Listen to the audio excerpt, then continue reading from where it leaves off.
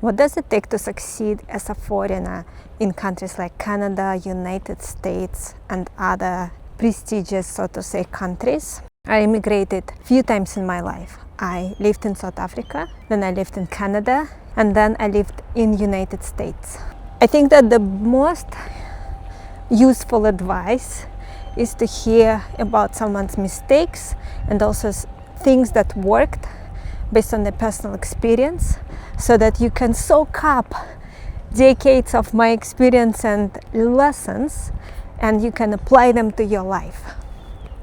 If you go to ChatGPT, you can type and come up with some tips, but they're not necessarily going to help you, because what AI often does is it gives you advice that actually doesn't work in the real world.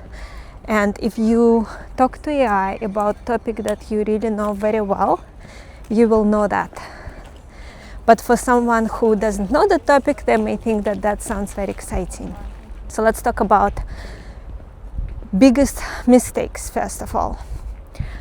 So the first big mistake when I just arrived to South Africa was to think of myself as less worthy than I really was. Because if you look at me from third person perspective, which I know very hard to do when you are 21 years old and you are in a new country, you don't really speak the language, you only know basic English, and you cannot even find the most humiliating job, you cannot get even that job. So it's very hard. But from third person perspective, I was a very, very interesting person. I was a classical concert pianist, so I could teach piano, I could play piano. I was a singer, I could sing well, I could write songs, I could teach singing. I knew 2 languages, one very badly, English, and one very well, which is Russian, which is not in huge demand in Russia, in South Africa. But I had some things going for me. I was very young, 21, basically just legal to drink in United States. So a child basically arrived. I was willing to work every waking moment. Think about how rare it is to find someone who's 21, who has worked very hard up until that point, and that's why I could be a classical concert pianist. As a pianist, you have to practice few hours a day, every single day. So that's hard. So I had all those things going for me, and I did not see it. And I was looking for a job. I was teaching piano at the same time, translating Russian, teaching Russian, teaching singing, doing everything I could to make money. And I was looking for my first job for 8 months, applying every single day to every job I could possibly qualify for. For many jobs I was overqualified, but they would not take me anyway.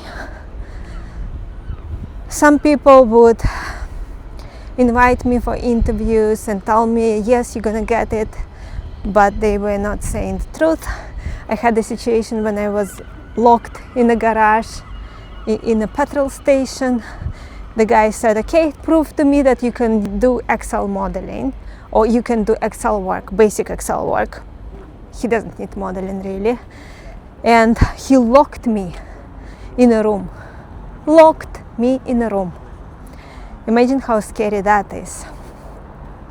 And I allowed those situations to occur because I could not see that I actually had a lot more to offer than I thought. Now I'm looking at myself from third person perspective, and I'm thinking I would hire myself. I would hire myself in a heartbeat, and as soon as someone hired me, which was a defense company, I managed to reduce the manufacturing cost by 25% by renegotiating prices with all the suppliers. And I would have done it for any employer that would have hired me. I would have found a way to add a lot of value. I would come to the job, I would be there hours before other people, literally hours. I would be there at night. I would do a lot of things that had nothing to do with my job, even to the point of doing homework for a child who was studying at university, a child of the owner. I would do anything, whatever is required, I would do it because I wanted us to be successful and I wanted to add value. By us, I mean the company. So, first mistake, not understanding what I had to offer to the world and selling myself too short, doing some things that were very bad for me. Here's an example. There was a renovation going on in the building, and everyone received a letter that during that time no one should work there because it's not safe. The owner of the company didn't say anything to me, but on the day renovation started, he didn't come to the office, and then he called and said that he had to urgently go to another country. And at the time it was just me and him, and I was literally the only person on the floor where the renovation was happening. There were many offices, and everyone else asked the employees to not come. And only the owner of the business that I worked for thought that I was disposable or not important enough, and I had to be there.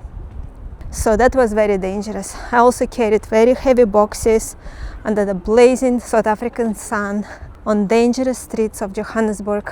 I have so many examples of things that were completely unacceptable in terms of what I was doing and what I should have been doing given what I had to offer. So when you arrive, or whatever situation you are in right now, maybe you have been in the country already for 5 years, don't sell yourself short. Understand the value. Of course, never be arrogant. We have to work very hard and so on. But remember that you are valuable. And people will take advantage. People will treat you as disposable, especially because you are an immigrant. They will treat you as you are disposable. And you must not allow them to do it. They will not protect you. You have to protect yourself. Mistake number 2. I myself devalued the education that I received prior to coming to South Africa. And of course that was partly because when I tried to get credit for that education, it could not be found in a database, in a Western database, so they told me, no, it doesn't count. But I knew that it counted. I knew that I worked hard. I got into a place in my city where it was very hard to get in, and I studied piano, and I represented Russia, played in Germany. I just came back from Germany 2 weeks ago. I played in Bulgaria and so on, and I devalued. It's connected to the lesson 1, but this specific lesson is about devaluing my education myself, believing people who told me it's not valuable. But now later on I do realize that I didn't have to believe them. I could have tried to keep my head higher and at least not feel that I am completely starting from ground zero, because I wasn't.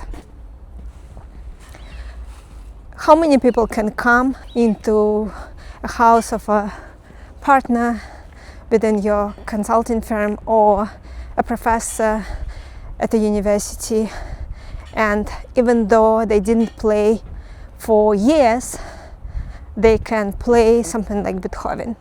How many people? I can. It happened to me twice when I had to play without practice, without me playing for years. So I devalued all of that.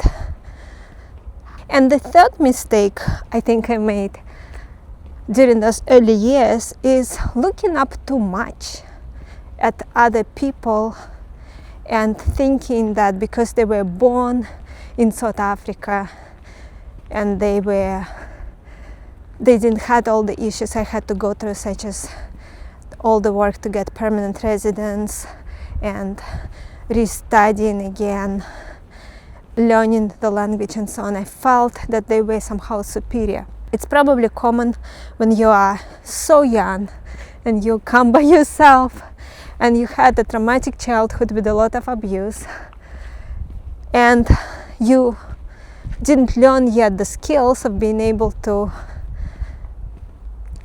understand that everyone is equal and you are not inferior to anyone else. So you see how all those three mistakes are actually very much connected to each other, all reinforced each other. And I think that is enough for this video. So I will do a separate one on the things I have done right that you can learn from and apply so that you can be even more successful, because you can. I'm going to summarize some key things in a downloadable document. Maybe I will add some additional tips, and you can download it in my free resources library using the link below.